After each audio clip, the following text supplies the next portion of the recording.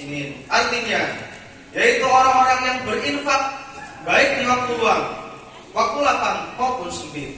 Orang-orang yang menahan amarahnya dan orang-orang yang memaafkan kesalahan orang lain. Allah mencintai orang-orang yang berbuat kebaikan. Ayat ini jelas bahwa ketakwaan bukan hanya tentang ibadah individual, tetapi juga tentang kepedulian sosial. Orang yang bertakwa adalah mereka yang tetap berbagi dalam keadaan lapang maupun sempit. Mereka yang mampu menahan amarah dan mudah memaafkan orang lain. Inilah yang disebut dengan kesolehan sosial. Hadirin yang dimuliakan Allah Subhanahu wa taala, hidup adalah pilihan. Life is choice. Dalam Al-Qur'an disebutkan tentang dua jalan kehidupan, yakni jalan kebaikan dan jalan kesempitan. Allah berfirman dalam Quran surat Al-Lail ayat 3 sampai dengan 5. Fa amman aqqa wa taqa wa sadaqa bil husna fa yuyassiruhu lil yusra. Adapun orang-orang yang memberikan hartanya di jalan Allah, bertakwa dan membenarkan adanya pahala yang terbaik, maka kami akan mudahkan baginya jalan menuju kemudahan. Sebaliknya, Allah juga berfirman dalam ayat selanjutnya pada surat yang sama. Wa amma man bakhila wastaghna wa qaddama bil husna fasanu yassiruhu lil usra.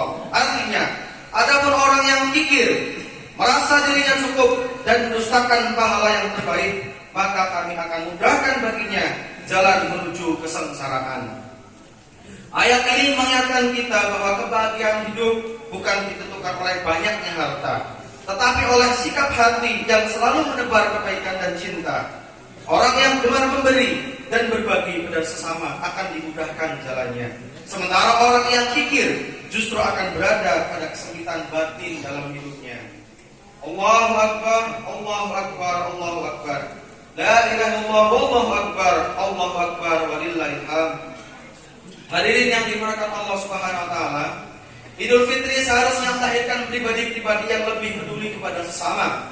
Oleh karena itu, diwajibkan bagi kita untuk berbagi dengan mengeluarkan zakat untuk membersihkan jiwa dan harta setelah kita berpuasa.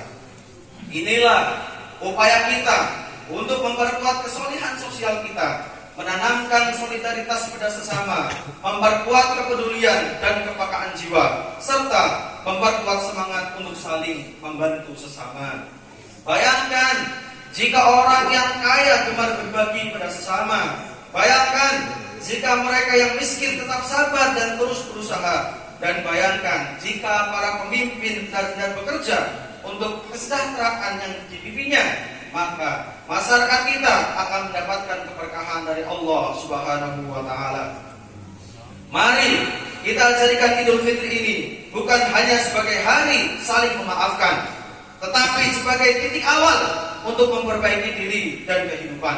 Mari kita buktikan bahwa religiusitas bukan hanya terlihat di masjid atau dalam ibadah ritual, tetapi juga dalam kejujuran, kepedulian, dan keadilan dalam kehidupan sosial kita di tengah masyarakat.